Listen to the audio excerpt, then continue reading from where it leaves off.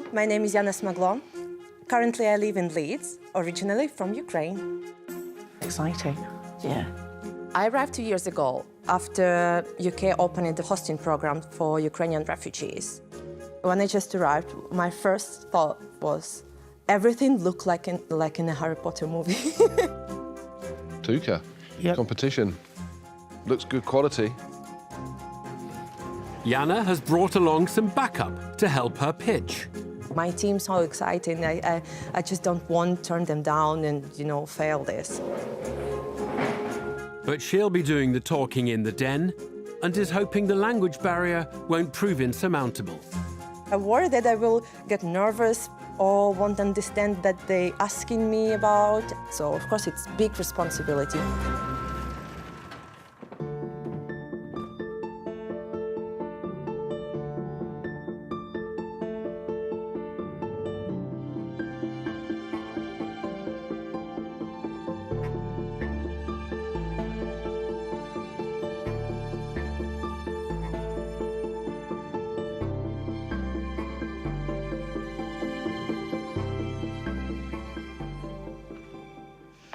Hello, dragons. My name is Yana Smaglo. I'm a Ukrainian refugee. 2 years ago, I arrived to the UK with nothing but with my backpack and laptop after full-scale invasion of my country and launched Nenya Fashion Limited. Today, I'm here seeking £80,000 in exchange for 10% shareholding in my company. Nenya, it's a distribution company which represents high-quality Ukrainian product for international markets. Our mission is to help Ukrainian companies increase their sales and support economy by taxes, and also create new working places for Ukrainian refugees in the UK. Currently, we have 98 wholesale partners across 3 continents and cooperate with 2 department stores in the UK and US. Since 1 year, our turnover reached £100,000. My goal is to build the biggest distribution company with the best Ukrainian products and services. Nenya, made in Ukraine, with love and bravery. Thank you. Gosh, I feel a bit choked up. No, I don't get choked up very often, do I? Sorry. Can I propose you to see some samples of my products? Yeah, please. Love to. A distribution company offering a range of products manufactured in her native Ukraine is the proposition from Yana Smaglo. Yes, any. Let me just see which one am I going to take, Like a pencil. so I can see the quality. Yana is seeking £80,000 You've got some great stuff here. in return for 10% of her business. I want to say thank you for my models. Thank you. Yeah, Great thank job. you very much. Great. Her models may have finished their work, but Yana's is just beginning. And Peter Jones is first up with the questions. Yana, it's incredible, actually. It's quite a heart-wrenching pitch, and yet actually quite inspiring. So, looking at the business that you've created, you've done £100,000 turnover in the first year, which is fantastic. You've mentioned that you have all of the product manufactured in the Ukraine. Yes. Whereabouts do you have it manufactured? So currently I have like 5 brands in my portfolio. 5 brands? Yeah, most of them originally manufactured in Kharkiv, it's east of Ukraine, but they moved their manufacturers closer to west part of Ukraine because it's too dangerous. So today, are you pitching 5 brands, or are you pitching 1 brand? Today I'm pitching company, yeah, with the whole company, yeah, with all the the whole things in it? company. Okay, so you don't own any of the brands. These are products that are manufactured all in Ukraine. Yes. And you then distribute those products into other markets. Mm-hmm. And do you have an exclusive license? Yes. I am exclusive distributor them brands for all the countries except Ukraine. At the beginning, my idea was try to sell in retail. Wholesale came like from nowhere.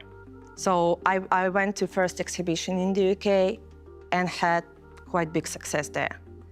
And step by step, I start to add new wholesale partners.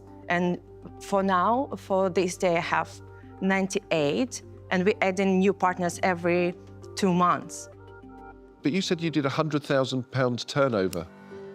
Doesn't sound that big if you got all these partners. Yeah. So let's say I'm giving you numbers for finish my financial year. So for today it will be bigger. First of all. Second thing, wholesale started not at the beginning. Okay, so last month's sales, what did you sell last month, for example? £15,000. Okay, thank you. Yana, hi. Sorry, I had quite a reaction. My sister has a Ukrainian lady living with her, and her son actually works for me. So I was very touched because I get to hear every day the worry. You know, it's not like you left your country and forgotten about it and building a new life over here. You know, and so it really touched me. So can I just ask what you did when you were in Ukraine? Because you are clearly understanding the business language. So what were you doing when you were in Ukraine? First of all, I have a master's degree from finance. In Ukraine, I was an owner and designer for my own brand of women's clothes. And I had like few shops, partners around Ukraine, beauty salon and manufacturing. So in general, yeah, I had this background. Okay. Yeah. Well, that's quite an important piece of information because it does it sounds to me like you have hit the ground running, which showed me that you must have something in your history because you know where to go and what to do. Yes. Yeah. Yana, you talked about the sales increasing. Have you got a forecast for this year? So for this year, I think it will be £700,000. How does the business jump up from 100,000 last year to 700,000 this year if you're making 15,000 a month? So in my strategy, we will add in 2 new wholesale partners every month. They make an order 4 times per year. So I will increase the numbers of wholesale partners, and then I will add another 4 brands, and it will be like 9. How much have you spent on this business? So I started it from my personal money, and I think it was near £5,000. It's pretty incredible that you've done all of this with just £5,000. Those were your personal savings before you arrived here? Yeah, so I escaped so quick and just grabbed something that I had at home, really. So What did you grab? I packed laptop, some cash, my documents, and everything like that I can sell. And you spent all that cash?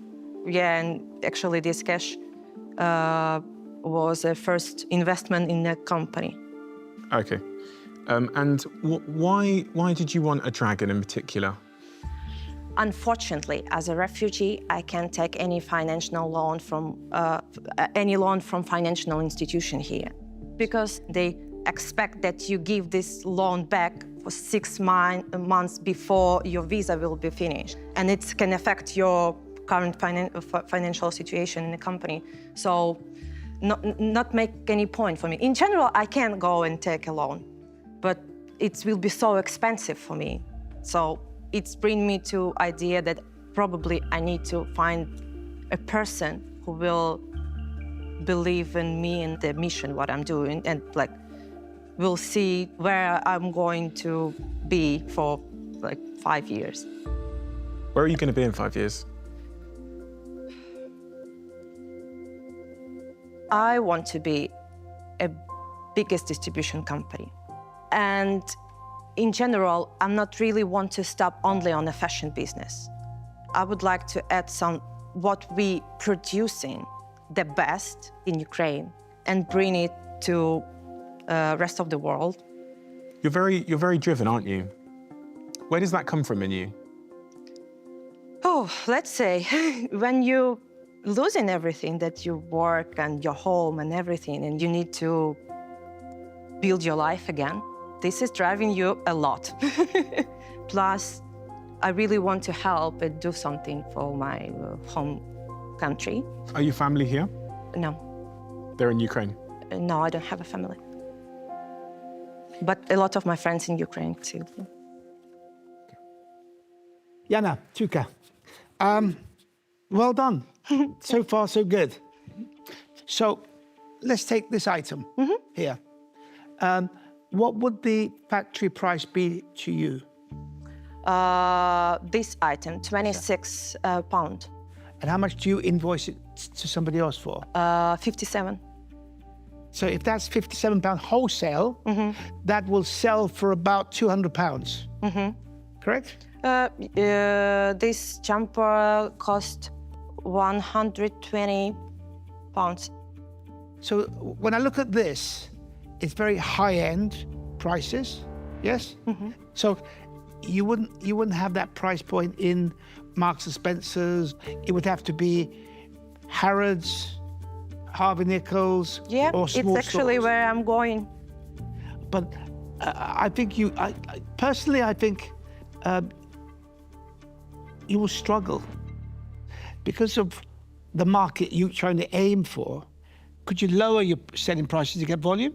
In general, I think the price point for this quality quite good. So my customers say, "Wow, I don't see any. I have not seen anything like this. It's so basic, but in the same time so unique." And of course, some added value. It's that it's produced in Ukraine. A lot of people want to support it. I don't know. I mean, as the business stands at the moment, it's not investable. But I also know that with some guidance, you could get there. So you're asking 80,000 for 10%. However, I think this business is going to need more money. But I don't want to put all the money on my own. So on that basis, I want to offer you 20,000 for 5% if the other dragons agree. Thank you. Well, Jana, I'm trying to separate heart from head here because at the end of the day, when people are buying their products, they want something they love. And I think you're hitting a sweet spot. It's not crazy expensive, but it is luxury and it is lovely, and particularly the sort of leisure wear. But there is a bit of heart in this. Not my decision to want to make you an offer, but I kind of feel like I don't want to negotiate on your ask. So I too am going to make you an offer. I'm going to offer you all of the money for the 10% that you've asked for. Thank you. Jana, I think it's incredible because I think you're a really great bet. So whether it's this, something else that you do, I would love to be on that journey with you. So I'll offer you all of the money for what you asked for, 10%. Thank you. Jana, I absolutely love what you're doing, so I am more than happy to offer you what you are asking for, either on my own or as part of a collaboration with other dragons as we work together to help you on your mission. So I would offer you all of the money for 10%. I'll be happy to share that. Thank you. Jana, do you know what? I am so pleased to be sitting here after 3 dragons have made you an offer for exactly what you have asked for. I can't tell you. And if they had not, my heart 100% would have taken over, and I can tell you I'd be making you an offer. Because you have the people of Ukraine behind you, and I think this is a beautiful thing that you're doing. You are, though, ultimately a continuous reseller of somebody else's product. I'm not getting what is unique. So, because you've got these wonderful offers, I do have to sort of stay true to myself. So, sadly, I'm going to say that I'm out. But I just know that you've got the pick of the bunch here. Thank you. Thank you. Do you want to go to the back of the room and Yeah. have a think? Jana has 3 viable bids to consider, with Deborah Meaden, Stephen Bartlett and Sara Davies all meeting her original terms. £80,000 for 10% of the business.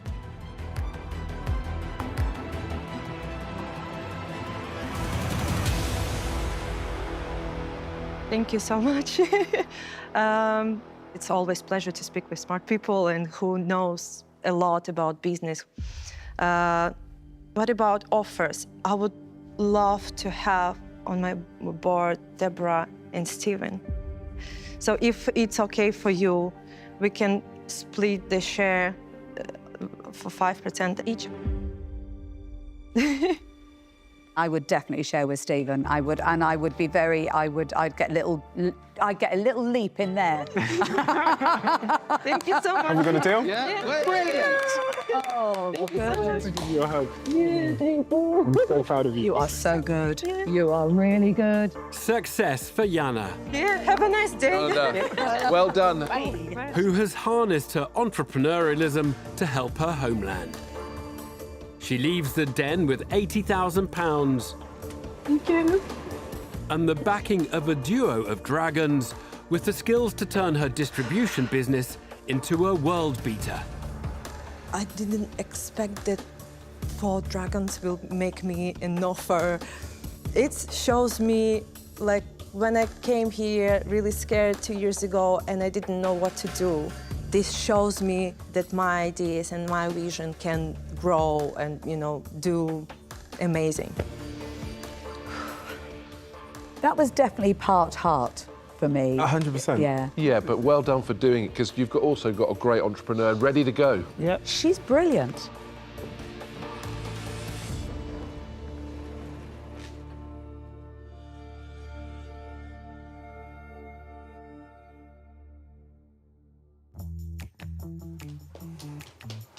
Are you ready, buddy? Hi, my name's Andrew Brownlee. I'm from Suffolk, originally from North London. Is it all exciting? And I'm here to play with dogs. Are you ready to go? I'll be coming in with Buddy. He's our spaniel. You're going to behave. You're going to be a good boy. Buddy's been running around the garden, getting excited and showing me that I'm going to have to keep a tight lead on him, so he does as he's told. But Buddy isn't the only one to have benefited from some extra pre-den training. Good boy. Jo's, my wife, has been testing me constantly. She, I don't like to say that I married a dragon, but she's acted like one. Good boy. So, yeah, I'm looking forward to getting in there. Good boy, coming in. Are you ready? Good boy, stay there. Now, dragons, before we start, can I just ask, who loves dogs here? Awesome. So, my name's Andrew Brownlee. And this is Buddy, he's the face of our business. And along with my wife, Jo, we run Canine Dip and Dive, a unique swimming pool for dogs. And we're here today to ask for £10,000 for 5% of the business. The Canine Dip and Dive came about after I spent a number of years teaching dock diving to dogs, where they would take off and do long jump.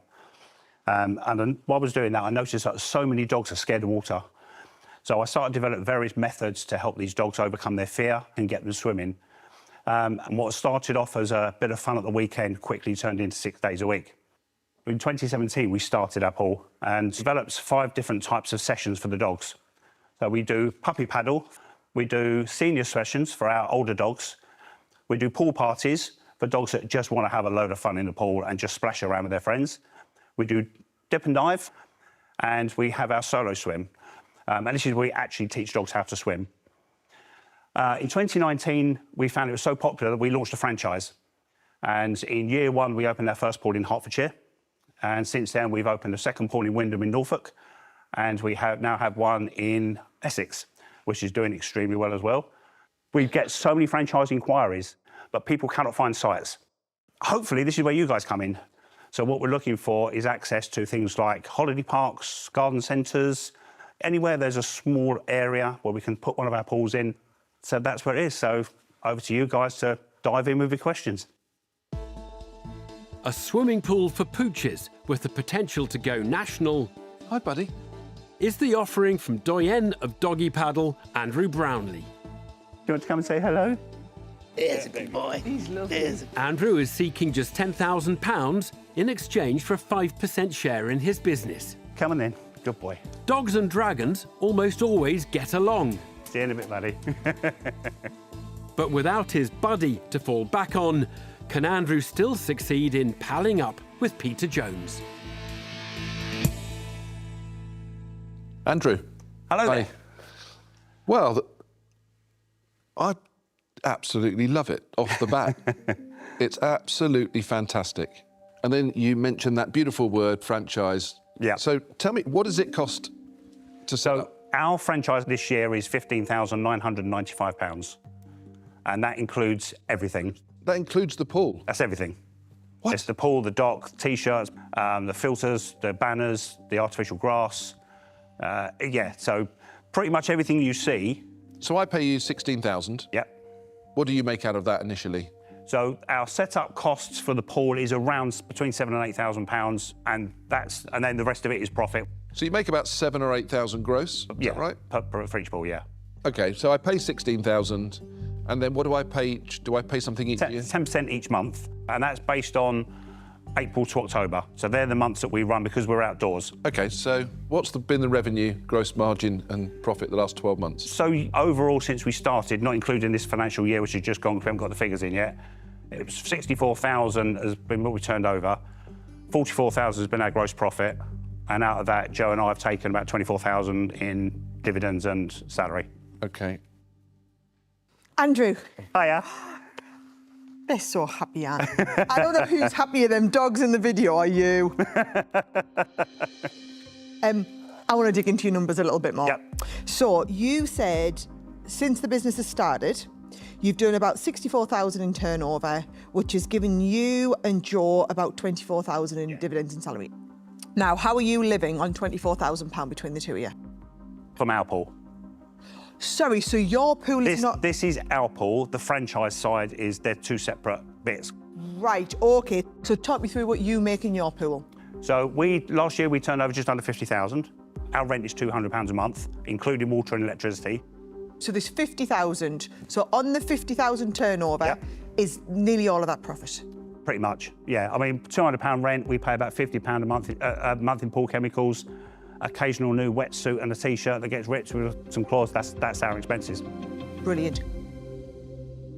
How does this become a... By the way, I have to say, I love it. I've got a French bulldog called Pablo, and he's not a great swimmer. He fell in a pool one day, and I, fully clothed, had to dive in head first to save him. The problem is I can't swim either, so my friend Danny jumped in, saved us both.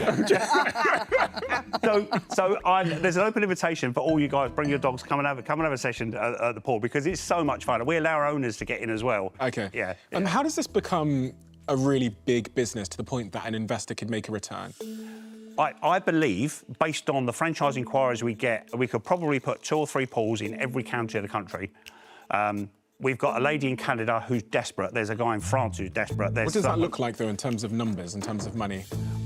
I've been looking at 50, 100 pools. There is no end to the potential. Andrew, it's the sites that hold us back. I'm not convinced that you should pursue an investor. I think this is a great business for you and Joe. One that's going to make you fulfilled, one that's going to make these dogs it already fulfilled, does. Yeah, clearly. absolutely. Yeah, and, you know, having an investor can complicate that. I understand what you're saying.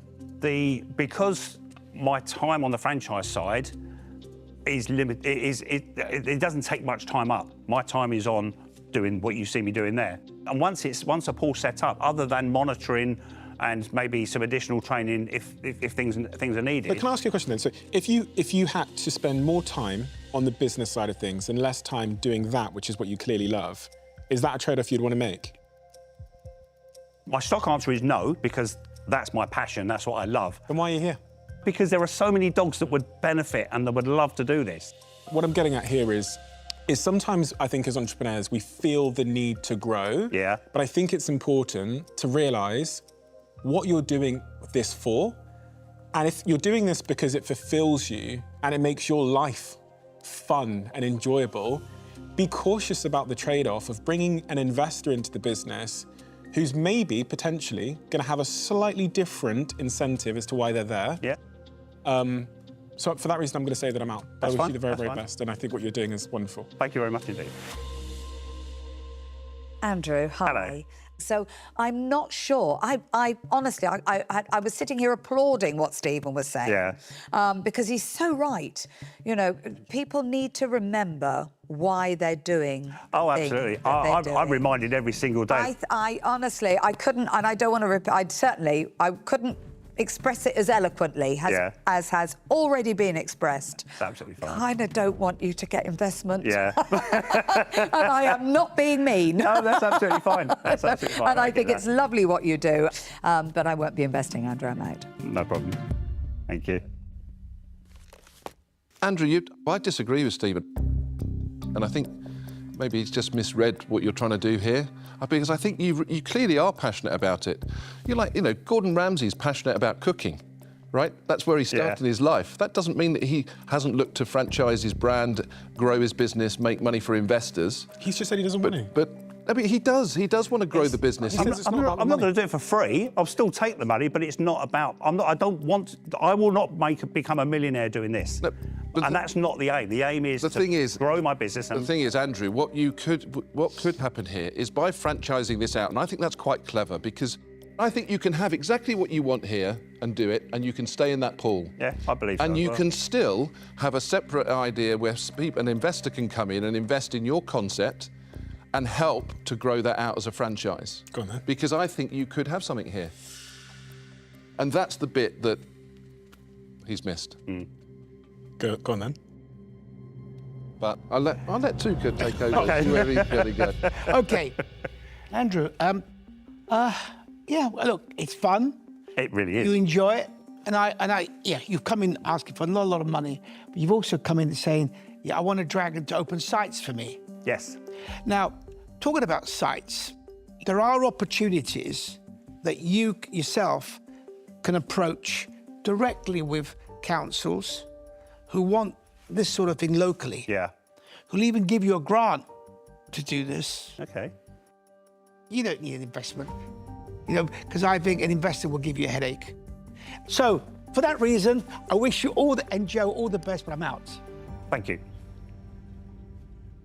Andrew, Yeah. did you watch the last season of The Den? We did.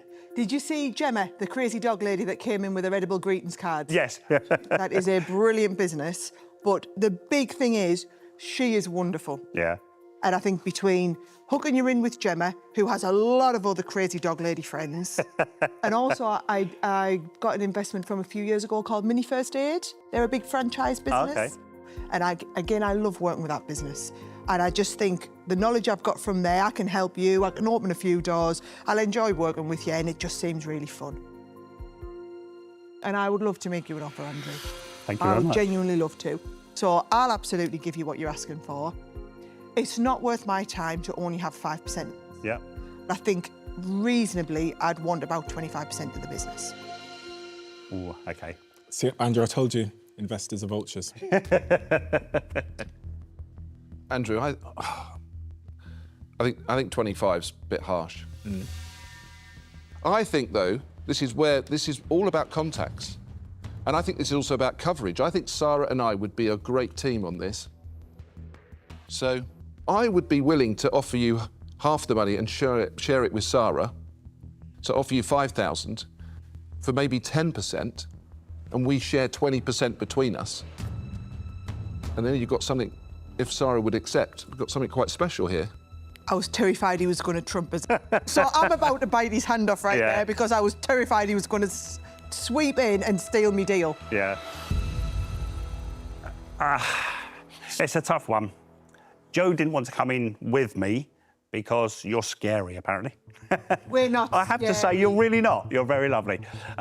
We talked about it beforehand, and we came to an agreement that initially we were asking for 5. We said that we would go to 10. So I'm just going to remind you of 2 things. Yeah. Right? I think we've ascertained that your motivation in all of this is you want to bring this to more people. Yeah. And with not 1 but 2 dragons on board, you'll parachute this monumentally. And then the other thing, again, with 2 dragons on board, yes, you only have 80% of the business, but you have 80% of a business which is 10, 20, 30 times bigger than what you would get to on your own. Yeah, yeah. I would never go against my wife.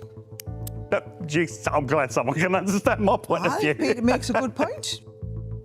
I'm going to say I've been married twice. I don't want to do it again. So thank you very much. I've loved talking to you. We're going to have to say no, but thank you. Andrew, look, understand that. It's But got to be the right decision for Absolutely. you, so appreciate that. Thank you very much. Thanks. Thank you.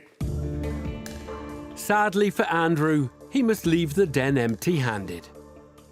And his decision to stick to the equity ceiling he'd pre-agreed with his wife could yet result in the pet care entrepreneur ending up in the doghouse. I wonder what she says. Yeah, I think he was running a risk either way there, wasn't he? Very he was true. running the risk of whether or not he took it, and if he didn't take it, whether or not he's going to regret it later. I think for what I was asking, 20% was probably a little bit too much. And Joe and I, we talked about it, we'd agreed. I think we've been right doing that.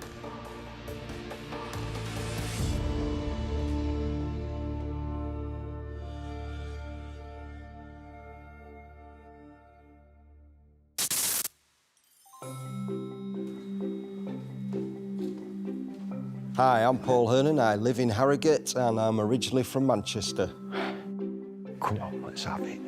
My product is a space-saving solution for bathrooms. I don't like sinks too close to toilets. I know what you mean. Cleaning your teeth. We don't have toilets in our bathrooms because there are poo particles. What kind of blast radius are you dealing with?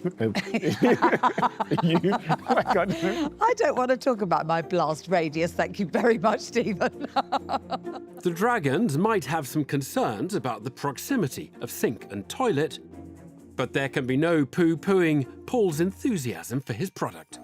I've been on this that long. I've been working it, breathing it, designing it, trying to get funding, etc. along the way.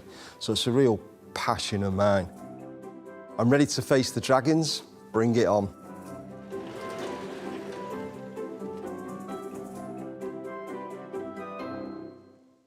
Hi, Dragons.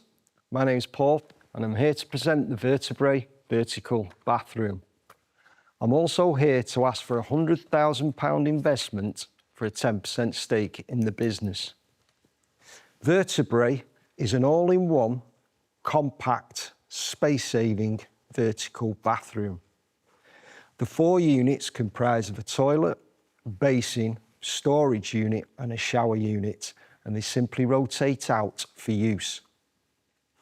The 6-foot by 4-foot floor space required is 45% less than the current average UK domestic bathroom size.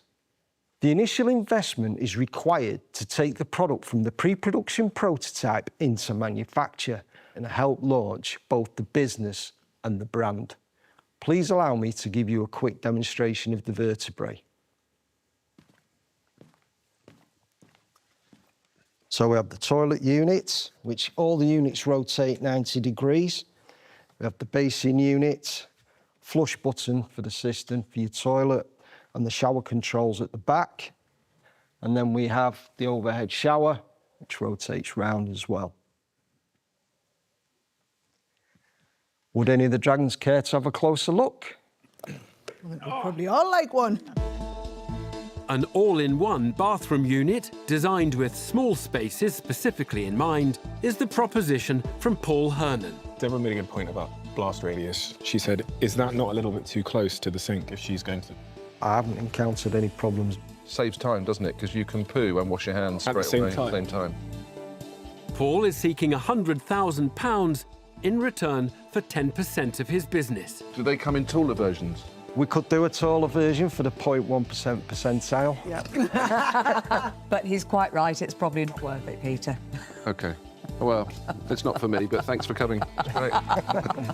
The den's tallest dragon might not be Paul's perfect customer, but Touker Suleyman wants to learn more about the CV of the inventor behind the space-saving WC. Paul, Hi. hi. We've had a little semi-demonstration, and what I want to know is who you are and how did you get here? Been a long journey. I started out, one of my early jobs was an architectural technician, but then later on I went to do an industrial design degree at university. And as part of my major project, 23 years ago, I came up with that initial... Is that you there? Over there, that's me there. I've since worked then as a design engineer throughout my career. So I've self-funded this all them years, developing prototypes, failing, starting again, saving up my money, burning cash, starting again and repeat, rinse, repeat. Well, I don't know if you know, but I am involved in co-living. Okay. Co-living is where small space, 200 to 300 square feet. Yep. Looks like a hotel, very compact. Yeah. Myself and my partner, I mean, I've only done 200 units, but he's done about 1,000 of these. Right. And doing more. So it's very interesting. So what does that cost? It's round about at the moment, it's 4.5. It's about 4,000 to 4.5, but that could quickly drop down to 2.5 with volumes. Right. Look, I like it. The only problem for me is you're a real startup here. So timing-wise, let's assume that you've got investment today. Mm-hmm. How would the timing be until you're ready to go to market? I'd say within the year. Right. Paul, hi. Hi, Deborah. Can we just focus on how much space it actually saves? Because I can only see that it will save half a toilet space because you need a shower tray. Well, it's on a wet room floor. OK, so the only space it saves then is... Well, that's none? a 6 foot by 4 foot floor space. You could probably make it a little bit smaller, but the average UK bathroom is 2 metres by 2 Yeah, metres. but you're not talking about the average UK bathroom. And when I look at that, you've still got to have this width. Yes. For To the shower? Yes. You turn it back, you've still got to have the width to the front of the toilet for the shower. And in that space, I would have put a shower and a basin next door to it. Yes. So I'm saving half a toilet space, or actually maybe I'm saving a small toilet cubicle, but that's tiny. Yes. There are the existing... Now, it's worth, can I just say it's beautiful? Thank you. And I love the design, and it's really clever. Yep. The problem is when you're doing big developments, you're comparing a cost of 2.5 to, well, you're saying 4.5 at the moment, with something that you can probably do when you're buying at scale for £500. I think it's your price versus space value that's going to be your single biggest problem. So I think there's an issue. So I applaud you on so many levels. You're clearly talented, but unfortunately, I don't see its commercial application. So I'm afraid, you know what I'm about to say, Paul? I'm out. OK, thank you, Deborah. Paul. Hi, Sarah. Hi. Can I just say that was one of the best pictures I've seen in the den. And I don't, where Deborah's concerned about the price doesn't even worry me because, yes, I think if you want to go for the lower end of the market where cost is an issue, you're not in this space.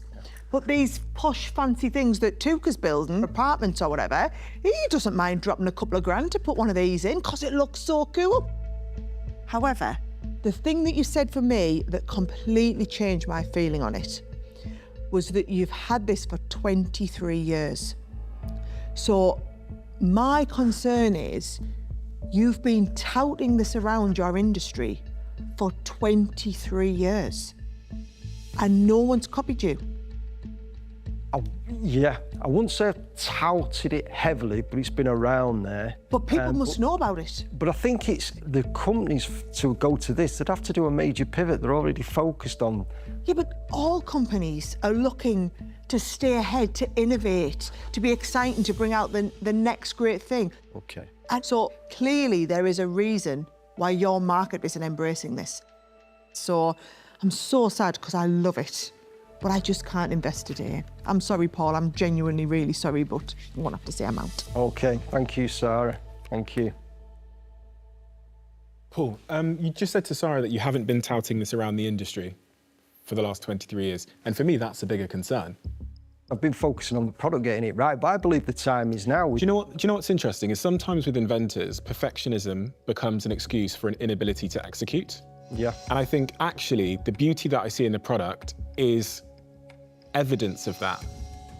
I think it is cool. But what I'm looking for as an investor in the Den is I'm looking for cool ideas, but then I'm looking for an executor to bring that idea to market, and that's not what I've seen today. Okay. So for that reason, I'm going to say that I'm out, but I commend you on what you've done. All right, thank you very much, Stephen. Thanks, mate. Thank you. It looks really, really good. Thank you. Is there anything that's protectable here? There was a UK patent on it, but that's expired because I filed that over 20 years ago, and that's expired. And it expired because you didn't put it into production, or? Well, a patent expires after that time, so I didn't renew it in the 20th year. Oh. Because, which was only 2 years ago, so it would have been, the patent would have expired anyway. Could you renew it? Would you get it if you renewed it? No. Because you wouldn't Can't now, would renew you? a patent as such. I do think you had a window of opportunity here with this. And that window of opportunity was when you had an existing patent on the product. But to try and turn this into a business now is going to be really tough. So for that reason, I'm out. OK, thank you, Peter.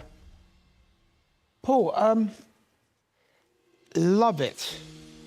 And then that's coming from here. Then when it gets to here, I say to myself, OK, you're going to need money to create the business.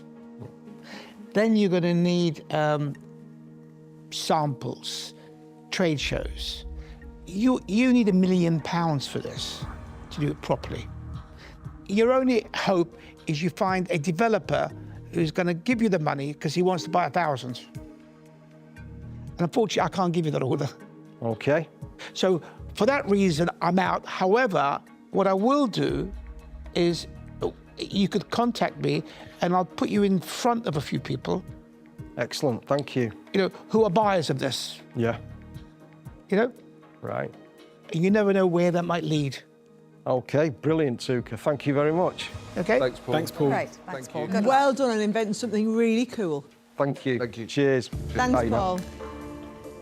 Paul's pitch started promisingly, but sadly for the bathroom entrepreneur, he isn't leaving the Den feeling flush. Not getting the investment is a bit of a choker, yeah. But at the same time, they really did like the product.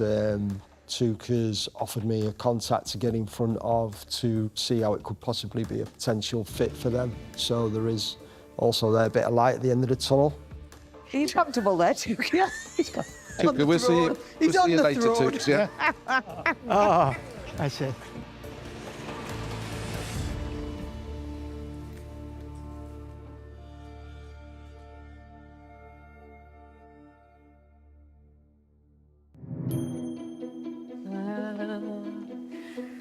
Right, here we are, the dragons. Oh my God. I'm Susie, and this is Jan, and we're both from London.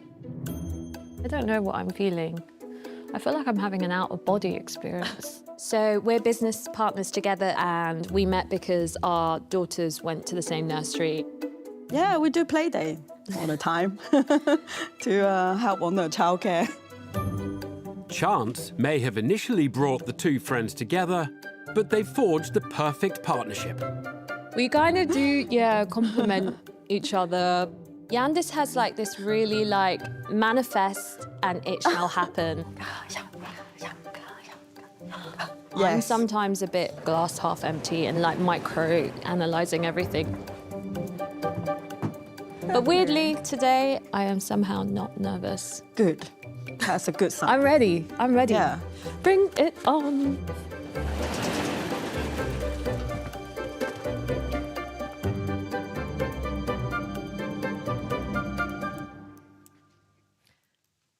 Hi, Dragons. I'm Susie. And I'm Yan. We're here to present Stocked Up Bubble Tea. We are here to asking £50,000 for 5% of our business. We opened our independent bubble tea cafe in North London in 2020, and we quickly realised there was a real gap in the market for a bubble tea in a bottle product that could exist beyond the cafe setting. For those of you that may not be familiar with bubble tea, it's a drink that originated from Taiwan.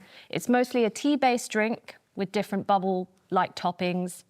Dot Dot Bubble Tea uses juice popping balls that pop in your mouth for a fun mouthfeel sensation. You can find a bubble tea cafe on many UK high street, and as a beverage alternative to coffee and tea. It has become so popular alongside the rise of East Asian cuisine in the UK. Therefore, we felt bubble tea was ready to take the next step to become a ready-to-drink, grab-and-go product that you could find on a supermarket shelf or a deli fridge. In the 2023 summer, we launched in Selfridges with great success. We gained immediate tractions from distributions and retail partners, including the Royal Botanic Kew Garden and Harvey Nichols. In just under 9 months, Bubble Teas has generated a revenue of £250,000 with very little marketing and organic growth alone. So maybe you'd like to pop your bubble tea cherry and have a try of our drinks. A range of off-the-shelf bubble teas is the proposition from pals and business partners Yan Ying and Susie Lau. In the bags, we have our core range of the 5 different flavours. The duo are seeking £50,000, including the mango passion fruit, the lychee and rose, and the coffee Americano. in return for 5% of their business. Their product may or may not be everybody's cup of tea. Our best seller is the mango passion fruit, which I think is absolutely sensation. But will Susie and Jan be able to bag themselves a dragon? It's Stephen Bartlett to begin. Susie, Jan, in this business, what are your individual roles and also what are your individual backgrounds?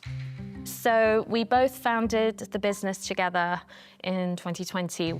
I come from a fashion journalism background. In fact, I am still a working fashion journalist. Yeah, and myself, I work in IT for over 20 years. So I'm the operational person in terms of numbers and production, and Susie helping us on the marketing and generate sales lead. When you said you'd done 250K in 9 months in your terms of revenue, what was your gross margin on that? So yeah, so our turnover 250, our gross is 125, and the net is 38.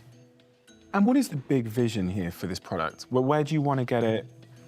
So we want to be a UK-based leading tea brand in Europe. And how does the Dragon help you achieve that, in your view? We've done very little marketing with bubble teas because it's just kind of sold itself just on the product alone. So actually, we would really welcome the kind of marketing expertise from a Dragon. And also, if we do take on a major supermarket retailer, is how to scale that business up. Are you making those yourself? Are you manufacturing? So we started with the manufacturer in Leicester who produced for us when we launched. And we recently have also set up the first ever bubble tea brewery in North London as well, where we wanted to have the capability to develop our drink and make sure that we can control the quality as we wanted as well. That's quite a big piece of information you've just divulged there. So you have a bubble tea brewery? Yes. And what's your capacity in your...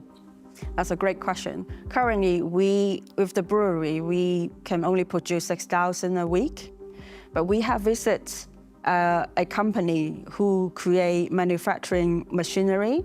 So with the automated machinery, we can produce 4,000 bottles per hour.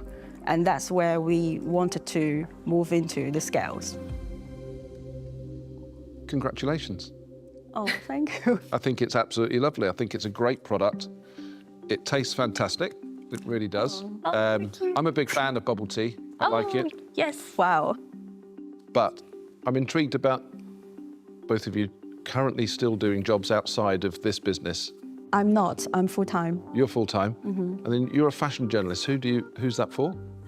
So I started off self-publishing. I had a fashion blog in my early 20s, and then I moved to work for magazines. I currently do work full-time for a magazine. It's also worth to introduce that her Instagram name is called Susie Bubble with 800,000 followers. What? 700,000. It's more than you. You got 700,000 followers. In fashion, she is very established.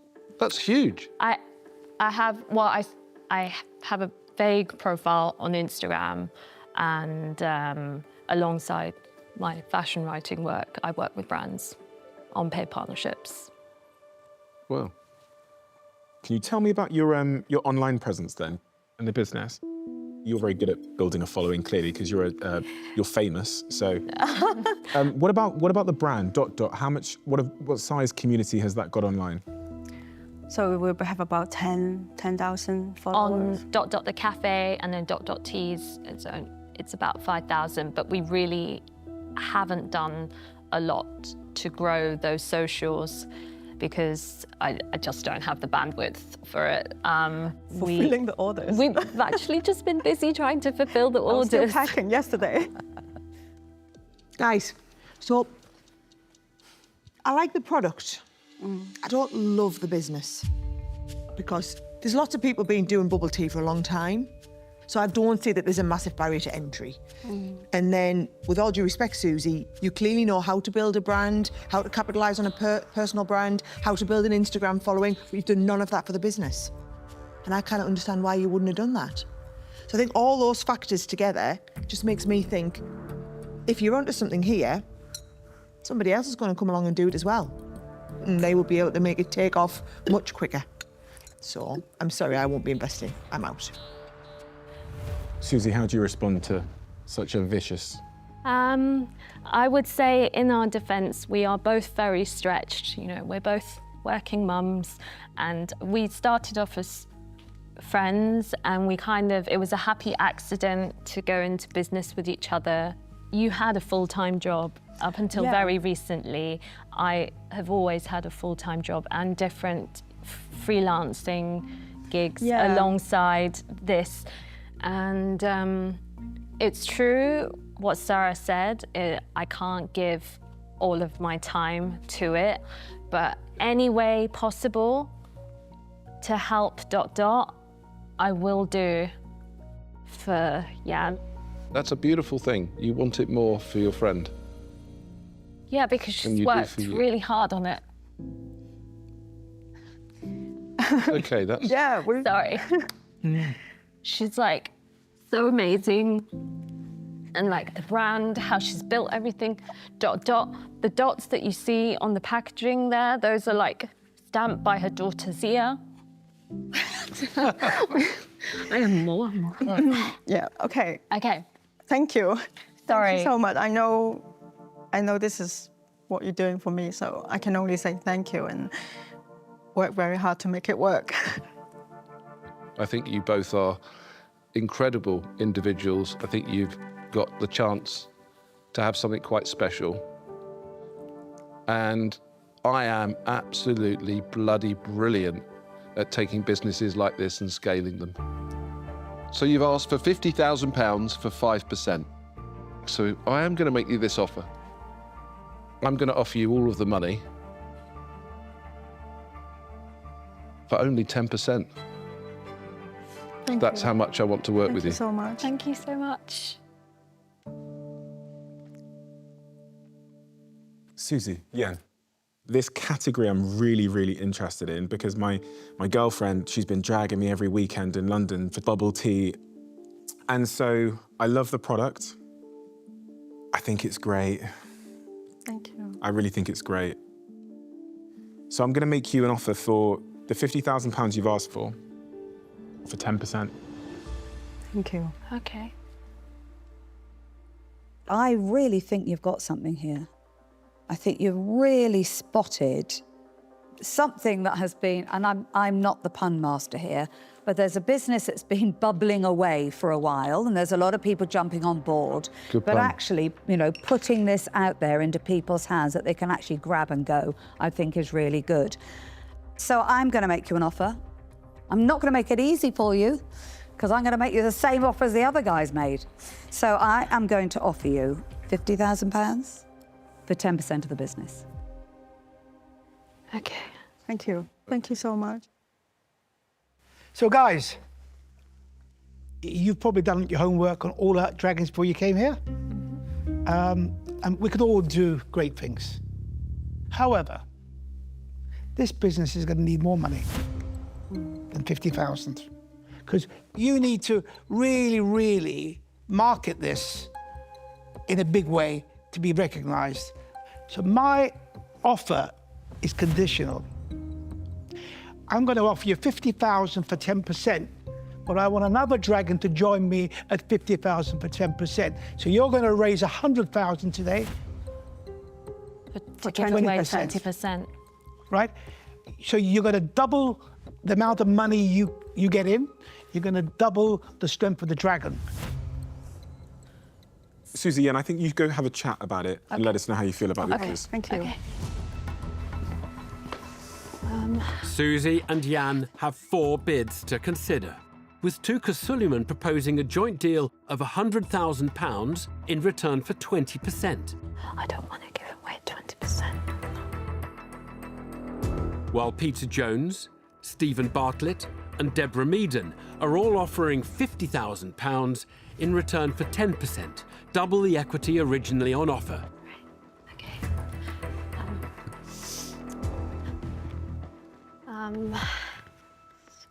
Sorry. So we would like to ask if Stephen and Peter could invest with 25,000 each for a combined 10%. I'd be very happy to do that. I'd do that too. So in that case, we got a deal.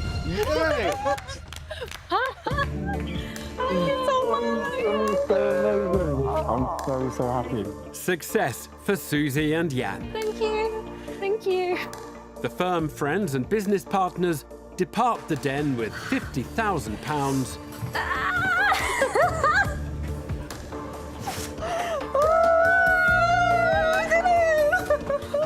leaving their new dragon investors to toast the deal with some celebratory bubbles. ...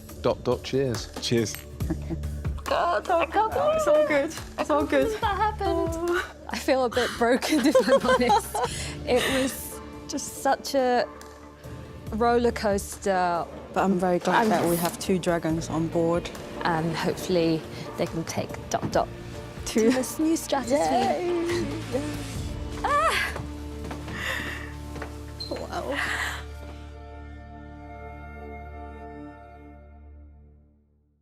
Next time, the dragons have a special guest. Welcome to the den. Lovely to have you. I'm so excited to be here with you. You're pretty much dressed like that table.